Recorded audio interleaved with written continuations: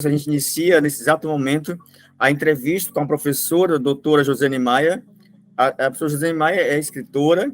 Daqui a pouco a gente vai falar sobre a biografia dela, mas, sobretudo, como nossa convidada da turma de mestrado em educação, pagando a disciplina História da Educação, e eu, do doutorado em educação, estou junto com essa turma do mestrado, pagando essa disciplina, né, que é comum à nossa formação.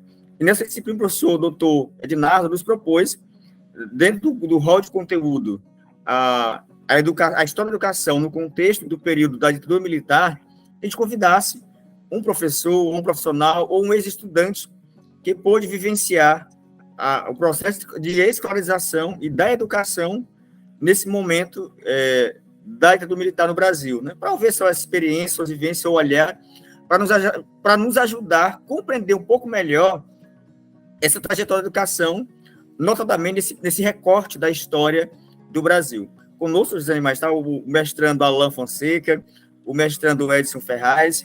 Inicialmente, queria que eles dessem suas considerações iniciais para lhe acolher. Alan.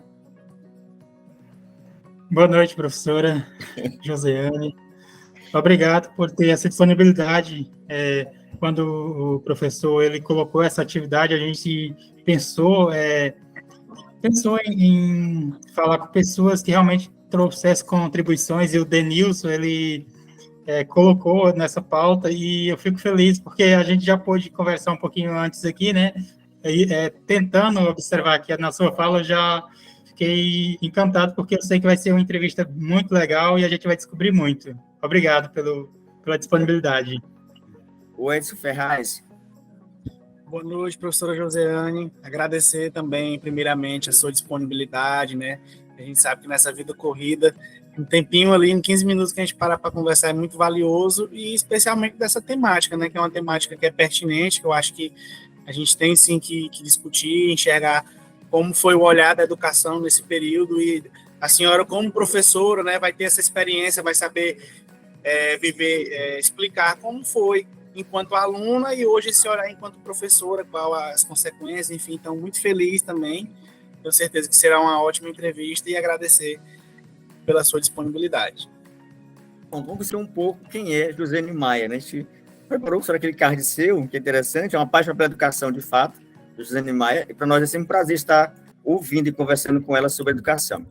A professora Josiane Maia, um pouco da sua biografia, enquanto escritora, professora, um entusiasta da educação, da leitura, ela é graduada em letras pela UFMA, especialista em língua portuguesa pela PUC de Minas Gerais, mestra em educação pela UFP, inclusive esse mestrado nós estamos falando do PPGED, né? Doutora em letras pela USP,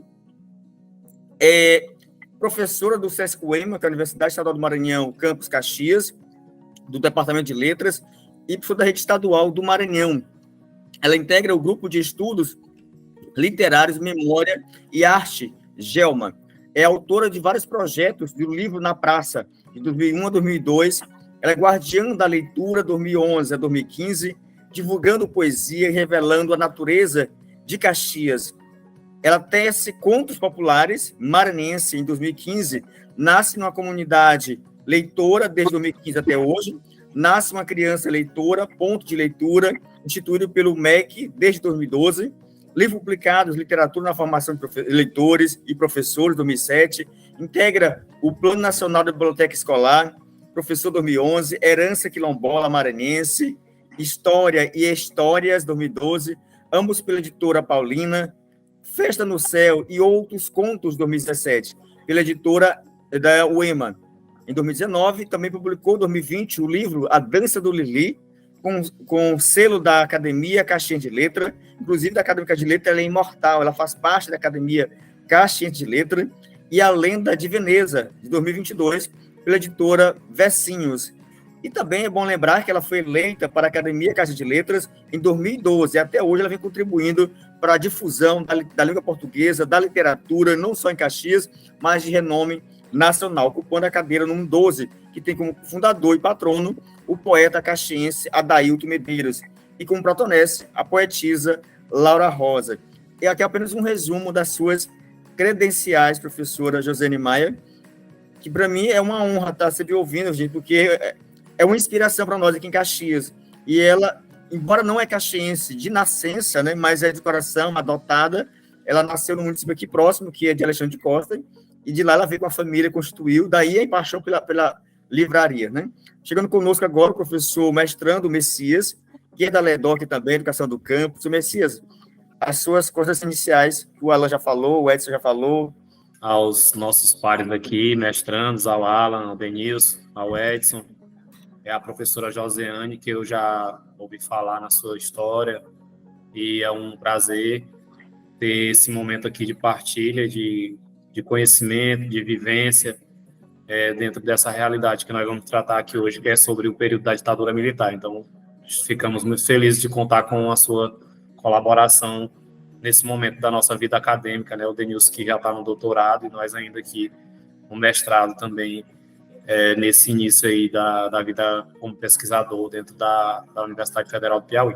Ok, vamos iniciar então. Seja bem-vindo, José Maia, fique à vontade, como sempre, a conversa, né? Fique à vontade. Primeiro, para começar essa conversa, nos faz lembrar um pouco como foi esse período, em que período militar você iniciou na escola, né? Para a gente contextualizar, né? Porque a gente sabe que começa em 60, mas em que recorte temporal a Josiane Maia inicia na escola? E quais as suas lembranças desse início em relação à escola e à educação? Em primeiro lugar, eu quero dizer que foi curioso quando o Denilson falou da temática, porque eu nunca falei sobre isso, sendo entrevistada com essa proposta de abordagem, né, de um tema tão importante para a gente pensar. E foi interessante, porque eu comecei a devagar e buscar na memória coisas assim que estavam guardadas, né? Foi bem interessante. Então, eu acredito que mais do que colaborar com algo, eu vou também percorrer a minha história e vou aprender com vocês, na verdade. Quero dizer da minha alegria de encontrar alunos do mestrado em Educação do Piauí, porque eu tenho uma história muito importante na minha carreira acadêmica com relação a esse mestrado. Nós tínhamos muitas dificuldades de avançar no conhecimento enquanto professores, morando aqui no Nordeste. Só para vocês terem uma ideia, na década de 80, quando eu entrei na universidade, nós, num total de 17 professores, nós íamos de ônibus para Belo Horizonte fazer especialização, porque não tinha aqui nessa região. Olha que dificuldade que era ser professor em processo de formação continuada. Então, em 95, eu fiz seletivo para o mestrado e eu tinha muito desejo de fazer na minha área. Mas imagina se ia ter mestrado em letras aqui em São Luís ou Teresina, que era onde eu poderia cursar, porque eu, nessa época, tinha 3 filhos pequenos e não podia ir para um lugar mais longe. E aí, abrir o mestrado em educação, e aí vocês precisam saber dessa curiosidade, porque faz parte da história desse mestrado que vocês estão agora. Os professores de diferentes áreas faziam esse mestrado. Só para vocês terem uma ideia, na minha turma tinha professor de matemática, de geografia, da área de pedagogia, uma enfermeira, e muitos eram professores da UFP, que precisavam avançar e fazer mestrado, né? Então, a gente chamava de mestrado guarda-chuva, gente. Tinha esse nome. E tinha eu e acho que 3 pessoas só da área de letras. De Caxias só tinha eu. Porque vocês imaginam fazer aquela disciplina de sociologia, né? Com professores de diferentes áreas. Ao mesmo tempo, era também muito interessante, porque eram olhares diferentes. As discussões, gente, pegavam fogo, sabe? Tinha uma assistente social ainda, também professora da UFP. E agora, nós somos curiosos. Cada um que fez pergunta para a senhora sobre isso. Mas vamos ver a Josiane Maia, criança, adolescente, né? Não sei qual o recorte vai fazer, se é adolescente no fundamental, se é no ensino médio. Vamos ver se a Josiane Maia, essa lembrança dela na escola, como aluna, depois ela como profissional, como professora, que permeia essa ditadura militar e a influência disso na educação e na sua formação. Pois bem, e a oportunidade que eu tive, que eu fui pensar, gente, eu fui aluna no período militar. E qual é a lembrança que eu tenho do ginásio?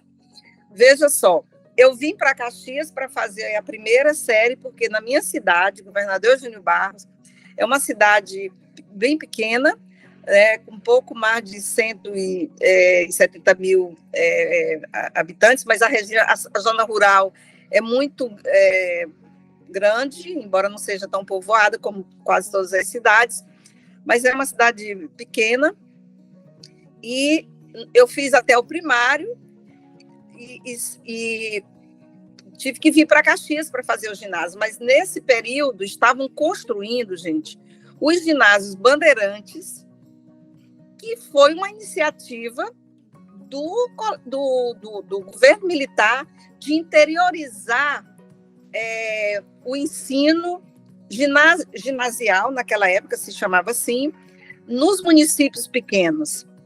E nessa época começaram a ser construídos ginásios chamados Bandeirantes, e aí esse nome já diz alguma coisa sobre isso. Inclusive, aqui em Caxias, o ginásio Bandeirante, Denilson, é onde hoje é a universidade. Não sei se você sabe disso. Sim. Mas lá foi construído o ginásio Bandeirante. Então, eu vim para Caxias, mas estavam construindo o ginásio Bandeirante lá em Eugênio Barros. Então, eu fiz 5ª série aqui, ginasial, porque até o 4º ano... Aliás, eu fiz a 6ª série ginasial, que na minha época eu fazia até o 5º ano primário, e vim para cá fazer a 6ª série ginasial. Estudei no Colégio Coelho Neto, um colégio particular. Mas durante o ano, o colégio ficou pronto, Bandeirante, o ginásio Bandeirante, e eu volto, então, para Caxias. O ano era era o ano de 1970. Pronto, voltei para Eugênio Barros e lá, sim, eu terminei o meu ginásio até 72, né? 69, 70, 71, 72, quando eu concluí o ginásio.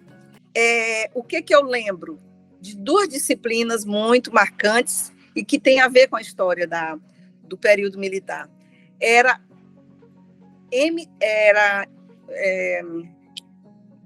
Estudos de Moral e Cívica, EMC, e OSPB, que era Organização Social para o Trabalho. Então, essas 2 disciplinas, elas são frutos, né? Elas foram inseridas no currículo exatamente nessa perspectiva de formação, de conhecer, era aula de educação moral e cívica, que era essa questão do amor à pátria, do respeito aos símbolos nacionais, era isso. Fui pensar hoje, buscando na memória, e as atividades eram essas, a gente fazia desenho de bandeira, havia um grande evento, né, na minha época, que era o desfile do dia 7 de setembro, em que ali era aquela demonstração que era trabalhado nessas disciplinas, era uma demonstração de amor à bandeira, de amor ao hino, de ordem, né, o fato da gente desfilar, né? O desfile tem essa simbologia, né, de todo mundo fazendo os mesmos gestos, desfilando do mesmo jeito, e muito em frente a um palanque que podia... Aí eu lembro disso, porque lá estavam as autoridades no palanque, lá na minha cidade, bem pequena. E eu vi aqui em Caxias numa cerimônia muito maior, porque era uma cidade mais desenvolvida, muito mais do que Eugênio Barros, nem se compara. E aí eu pude ver que aqui tinha os militares todos fardados, né, num respeito, todos fazendo aquela, né, pose de respeito à bandeira e tal. Encerrei o meu ginásio, fui para onde? Para São Luís. E aí lá aconteceram fatos muito interessantes que têm a ver com essa questão do período militar. Eu fui para uma escola pública que se chamava Centro de Ensino Gonçalves Dias, isso em 1973. Só tinha uma escola pública, que era o Liceu, uma escola pública de ensino médio, que era o Liceu, e até 1972. Pois em 1973 foi fundada uma outra escola que era anexo ao Liceu. Então, imagine, gente, o ano 1973, e você só tinha uma escola pública, Liceu, assim como em Teresina, que só tinha o Liceu piauiense. Lá em São Luís, o Liceu Maranhense. Aí criaram um anexo. Esse anexo se denominou, a partir de 1974, se desligou do Liceu, porque era tanto aluno, e fizeram um prédio imenso para abrigar todos esses alunos, aí se desligou e ficou Centro de Ensino Gonçalves Dias, Denilson. Olha que bacana. Eu estudei no Centro de Ensino Gonçalves Dias. Pois bem, sabe o que aconteceu nessa época que eu fazia ensino médio? Eu tinha um colega que era muito apaixonado pela língua inglesa e ele não tinha desejo de ficar em São Luís, ele só pensava em ir para os Estados Unidos, porque ele falava fluentemente inglês, ele estudava desde cedo, desde muito criança, e dominava bem a língua inglesa, e lia fluentemente a revista Time, isso no ensino médio. E nós éramos muito amigos, muito mesmo. E ele me contou uma história. A mãe dele era bibliotecária, ela trabalhava na Biblioteca Benedito Leite, e ele dizia assim que a mãe dele foi uma pessoa à frente do tempo, porque separou do marido, se desquitou numa época que as mulheres não costumavam se desquitar, criou os filhos sozinha e era uma pessoa independente. Isso na década de 70 era uma singularidade, né, da parte da mãe dele. E o fato da mãe trabalhar numa biblioteca, os filhos liam muito. E ele tinha uma irmã mais velha, creio que uns 5, 6 anos mais velha do que... Não, acho que mais, porque ela já trabalhava, já tinha até se formado, que morava em Brasília. Você sabe o que ele me contou? Era Valdenor o nome dele. Ele disse que nós morávamos numa cidade, no caso era São Luís, em que as coisas eram bem mais calmas, mas que em Brasília a situação não era tão pacífica. E a irmã dele, gente, ela fazia parte de um grupo que lia as obras que eram proibidas naquela época, principalmente. Brasília era o centro, gente. Rio, São Paulo e Brasília era o centro. Então, tinha repressão, sim. E olha só que curiosidade. Ela, com um grupo de amigos que faziam leituras de Karl Marx e faziam outras leituras consideradas subversivas, essa irmã dele chegou a ser presa em Brasília com o grupo dele. Eu confesso para vocês que, ao ouvir essa narrativa dele, na época, eu achei assim, uma história tão... Eu vou usar um termo de hoje, surreal, com certeza eu não disse essa palavra, mas eu dizia, é mesmo, sabe o que é? Parecia um filme, parecia que era filme aquilo que ele estava me contando. Porque a gente não tinha muita, como é que eu posso dizer, não tinha muita discussão sobre isso. Aí, gente, eu terminei o ensino médio, não passei logo no vestibular, voltei para Eugênio Barros, fui dar aula no ensino médio e só depois, no final da década de 70, eu volto para São Luís, aí entrei na universidade. Eu fiz letras lá na UFMA. Aí, gente, eu vivi uma situação já bem diferente, porque eu vivi um momento histórico lá da capital, São Luís. o ano era 79, e o movimento dentro das universidades, gente, em 79, 80, era efervescente. E, nessa época, o governador era João Castelo, eram governadores que não eram eleitos, nessa época eles eram indicados, né? E tudo passava pela indicação do José Sarney, que ele era aliado do governo militar, né? Então, eu entrei na universidade, passei no vestibular no meio do ano, em julho, pois vocês acreditam que eu só assisti aula uma semana, e logo na segunda semana, eu me lembro que eu fiquei muito frustrada, olha só, pela minha falta de consciência, pela minha falta de noção do que estava acontecendo.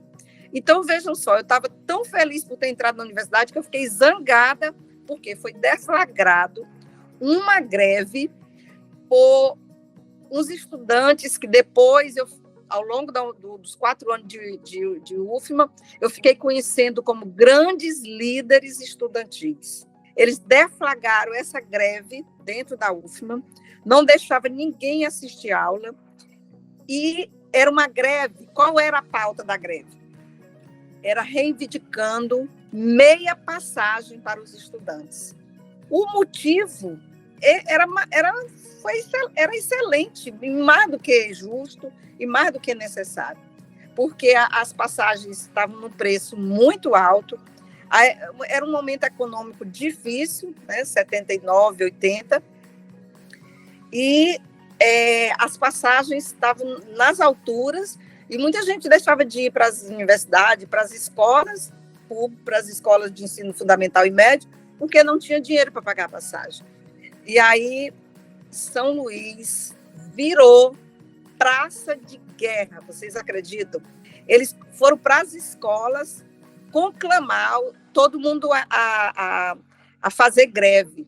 E aí os alunos também do ensino médio começaram a entrar na greve. Aí, gente, vou usar uma expressão que é a expressão que os militares usavam, o pau cantou.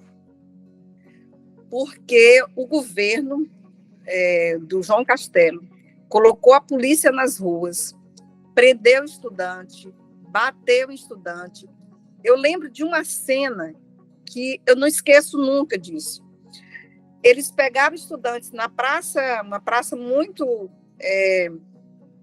conhecida, que fica no centro de São Luís, bem em frente à biblioteca, que lá era o lugar onde se faziam as manifestações, e estava lotado de estudantes. A polícia chegou batendo. E a gente tinha uma tia bem distante que morava num sobrado, bem na praça.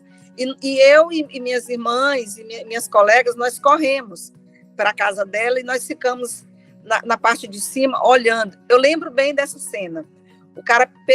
Os policiais pegaram 2 estudantes e colocaram no camburão e fecharam a tampa em cima das pernas deles.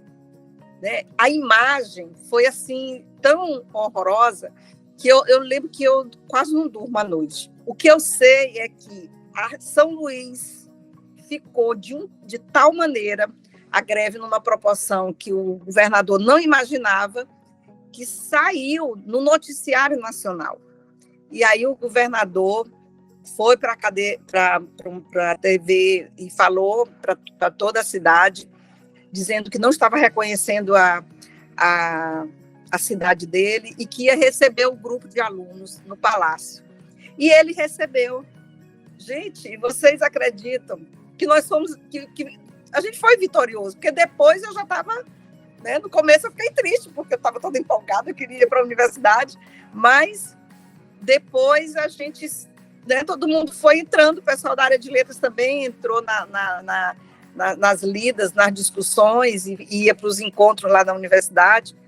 E aí a meia passagem foi implantada. Depois de 2 meses de negociação e de muita luta, isso aconteceu. Pronto, professora, vamos agora ouvir o Alan, vai falar para a senhora, depois o Edson, depois o Messias, porque eles são muito curiosos, né? Você traz para nós um parâmetro geral desse contexto, mas a nossa curiosidade está muito para a escola, né? Como é essa escola? Porque a gente ouviu também a Josiane, fui aluna, você falou um pouco da aluna, depois ele disse, olha, mas eu, com o normal, eu fui professora, que é uma coisa, e a Josiane atuando, a gente fez essas questões. Alan, a sua pergunta, Josiane Maia. Eu tenho várias dúvidas, mas eu vou me ater aqui a algumas perguntas devido ao tempo, porque assim, eu fiquei curioso em saber a relação de quem realmente tinha direito a essa educação, o que você se lembra disso, a questão da uniformização, a questão se tinha algum rito, como era que era avaliado, e como era essa relação aluno-professor, o que era colocado nesse sentido? De muita... o professor como autoridade, né? E quando alguém ousava questionar isso, era considerado subversivo. Eu lembro bem de pessoas no ensino médio, por exemplo. O Valdenor, por exemplo, ele era uma pessoa que questionava, né? Às vezes, para alguns professores, para uns já cortavam logo. E eu lembro que ele dizia assim, a minha mãe, porque a mãe dele tinha receio do que poderia acontecer com a filha morando em Brasília, né? Tinha sido presa, já tinha sido libertada e tudo, mas ele tinha medo, e aí ele dizia assim, a minha mãe disse que é para eu não ficar questionando muitas coisas. Então, é aquela coisa de autoridade do professor, de às vezes de você ver injustiça e você não poder questionar. Isso a gente sentia que havia uma autoridade ali que não era questionado, de diretor que ditava, por exemplo, a questão de uniforme era uma coisa muito visível, gente com uniformes, às vezes, rotos mesmo, de tão velhos, mas não podia ir de jeito nenhum sem ser de farda. Essas questões, elas eram inquestionáveis, Alan. Não sei se eu respondi, né? Mas era isso, a autoridade era autoridade. E muito aquela sala de aula em que o professor tinha um discurso e a gente tinha que falar só quando fosse permitido, quando tivesse permissão, né? Era muito isso. E a gente respeitava isso, sim. Quem questionava já era visto, né, com o olhar enviesado. O Edson. Pronto, então vamos lá. Na fala da professora, a gente faz uma viagem, né? Porque ela viveu, assim, bem intensamente, desde o ginásio, passando ali pelo período do ensino médio e já na universidade. Então, é um recorte muito interessante para a gente entender como se dava a trajetória dos alunos nesse período, né? Eu anotei aqui uma dúvida. A senhora já respondeu aqui no finalzinho como era essa relação do professor com o aluno, né? Da questão da autoridade inquestionável, como a senhora já falou aqui quando perguntou para o Alan. Mas qual era, assim, a metodologia que eles adotavam? Como era que era essa relação no que se refere à metodologia? Se era aquela aula engessada, professor fala, aluno engole aquilo que o professor fala, e os conteúdos que eram ministrados, você falou que tinham em específico no ginásio 2 disciplinas, né? Mas esses conteúdos, eles tinham uma significância, uma aplicabilidade ali na vida cotidiana? Hoje você consegue ver essa relação?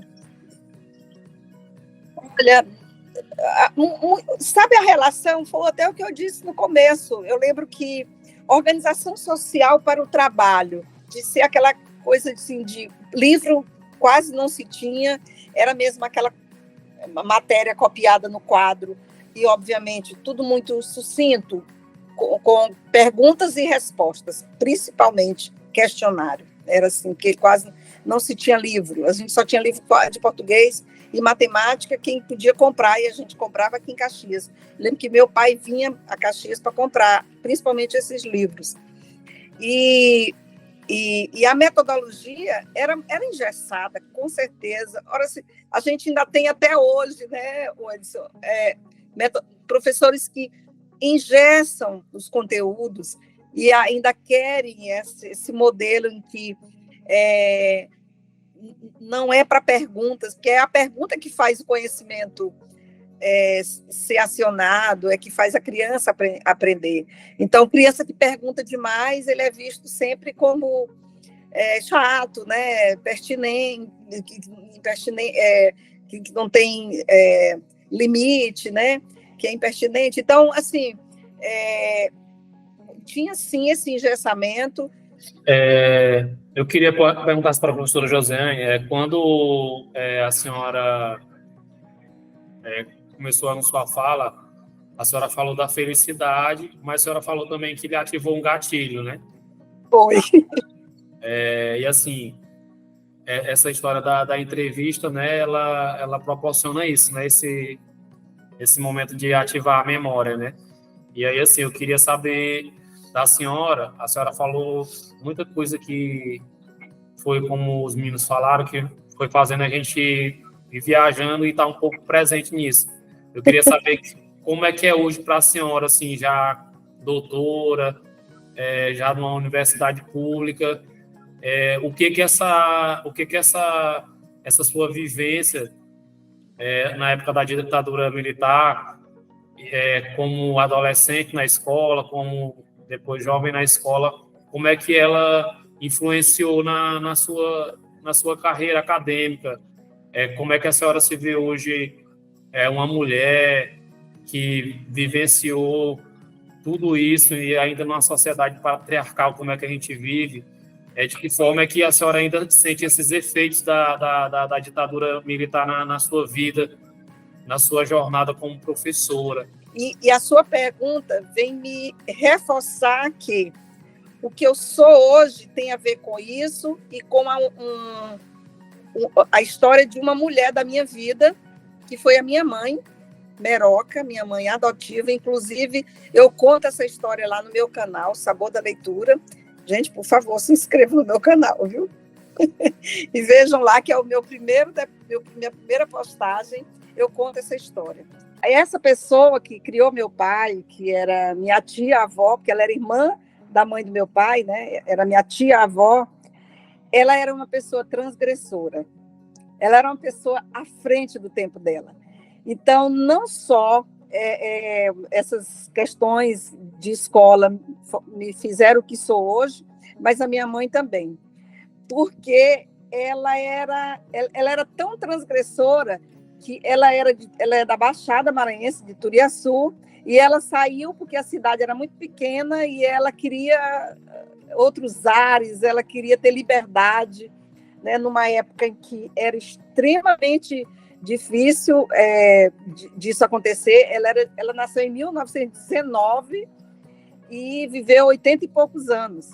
Então, ela veio embora para São Luís, para a capital do estado dela, para viver a vida dela, né? Então, ela foi muito transgressora.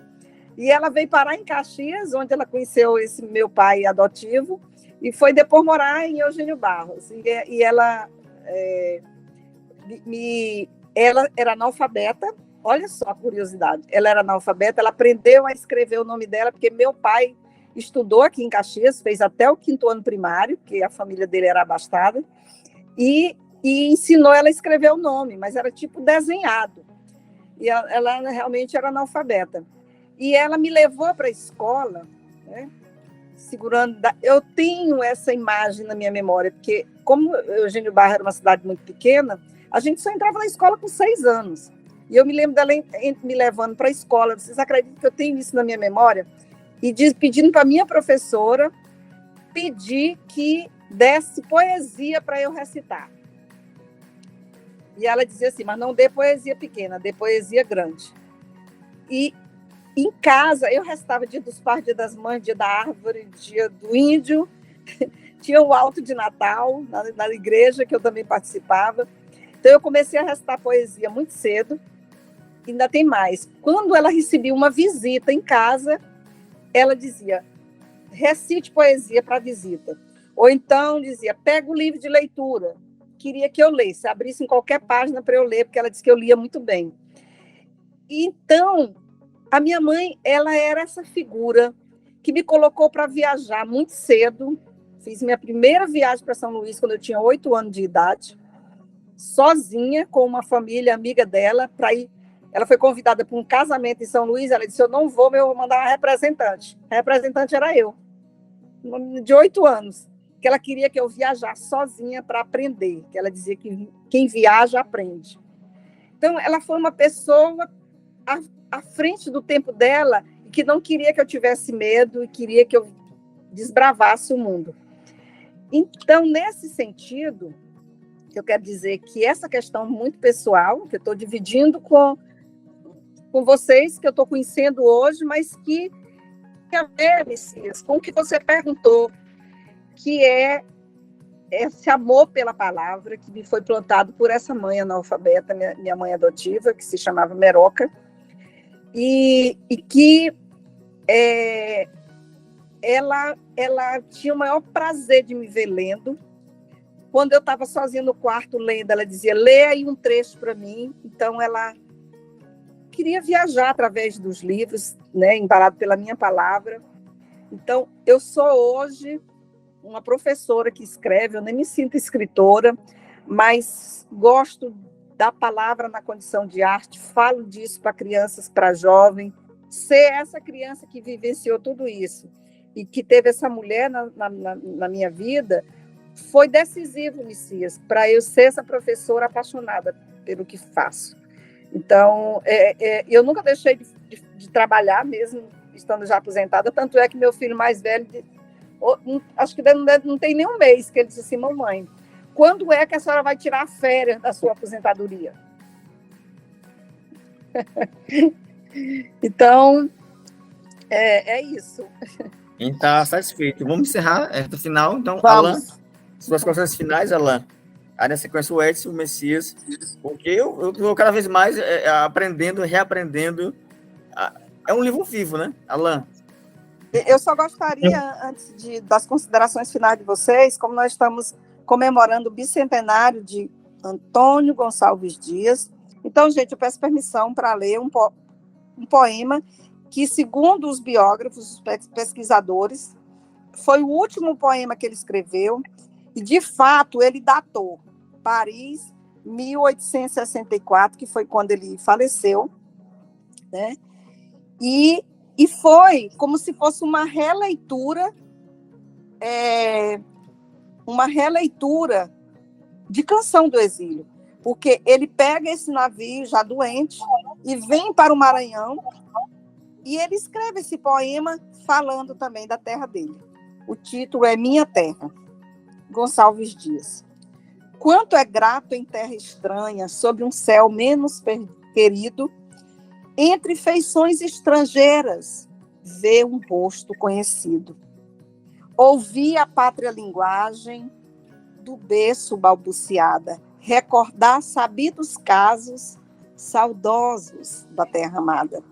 E em tristes serões de inverno, tendo a face contra o luar, lembrar o sol que já vimos e o nosso ameno luar. Certo é grato, mais sentido se nos bate o coração, que para a pátria nos voa, para onde os nossos estão. Depois de girar no mundo, como o barco em crespo mar, amiga praia nos chama, lá no horizonte a brilhar. E vendo os vales e os montes, e a pátria que Deus nos deu, possamos dizer contentes, tudo isso que vejo é meu. Meu este sol que me aclara, minha esta brisa, estes céus, estas praias, bosques, fontes, eu os conheço, são meus, mas os amo quando volte, pois do que por fora vi, a mais querer minha terra e minha gente, aprendi. Antônio Gonçalves Dias, Paris, 1864. Ou seja, ele está dizendo, estou indo, porque eu preciso matar a saudade. Eu estou aqui no estrangeiro, eu estou vendo muita coisa, mas eu amo mesmo a minha terra, a minha gente, minhas praias, os bosques, este céu, este sol. E quanto mais ele sai daqui e vê terra estrangeira, ele ama mais a terra e mais a gente que são seus pares. Muito obrigado, professora Joseane. Nosso sentimento é de gratidão mesmo. Foi um momento muito importante para a gente também. É sempre bom conversar com pessoas que vivenciaram esses momentos, porque podem contar uma trajetória, e aí a gente se encoraja nesse processo de resistência também. E aí você nos encoraja, nos motiva, porque realmente, ao mesmo tempo que você contou fatos da ditadura, mas você contou também uma trajetória, né? Uma trajetória de resistência, você se orgulha por ser professor, então isso nos inspira muito. Então, muito obrigado mesmo por esse momento, viu?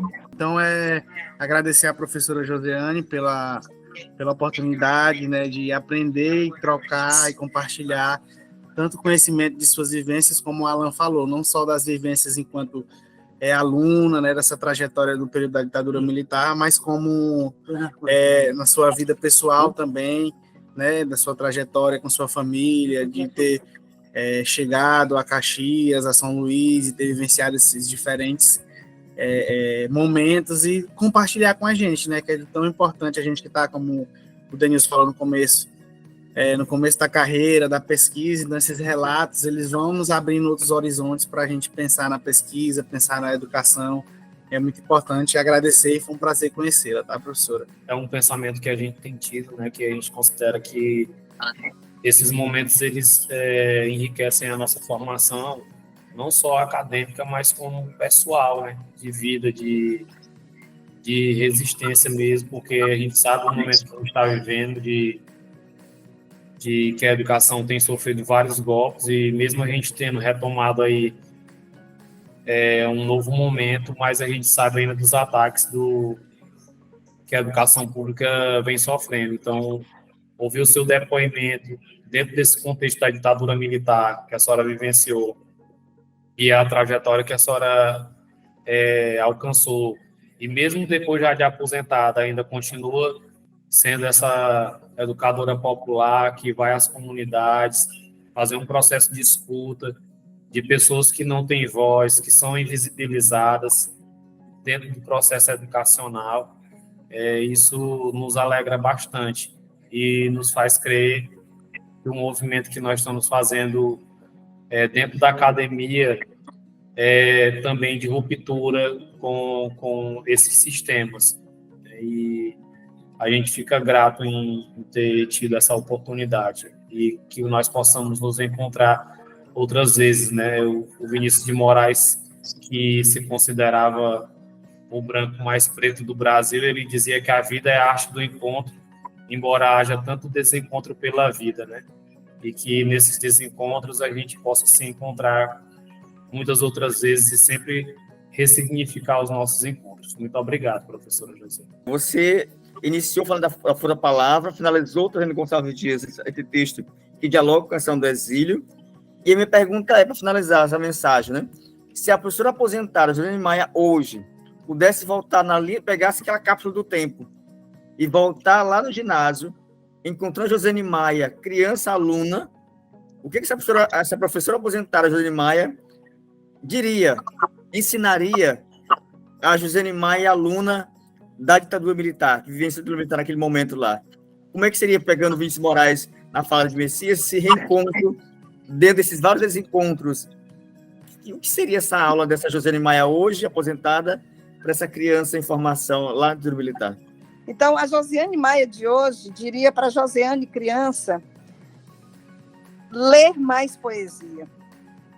Porque a poesia é essa linguagem que tangencia as nossas emoções de tal forma que alimenta o nosso imaginário, nos torna mais aberto para o outro, para a sociedade e para a gente mesmo, né? Alberto Manguel é um escritor, ele é Uruguai. Alberto Manguel é do Uruguai, se não me falha a memória, mas ele é latino-americano. E ele diz assim que, e eu diria isso para a Josiane criança, continuar lendo literatura, porque Alberto Manguel diz que ler literatura é quase como respirar, essencial.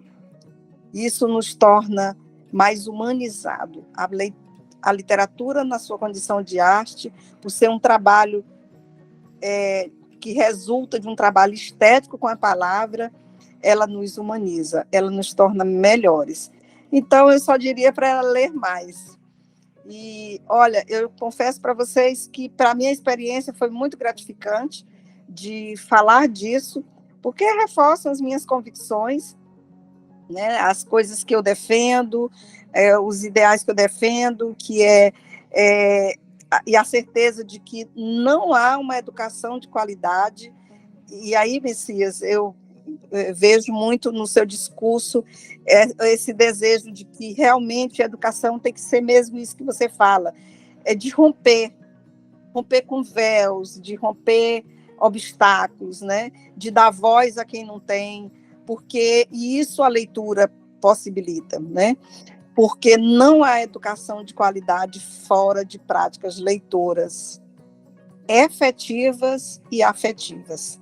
E com essas palavras, então, eu me despeço e desejo um bom trabalho para vocês na disciplina e Obrigado. Sucesso na pesquisa, sejam persistentes, dá trabalho, mas vale a pena, porque você sai desse processo com muito mais certezas, com muitas dúvidas também, mas com mais certeza de que ser professor é ser divisor de água na vida de muitas pessoas. Tá, nossa gratidão eterna.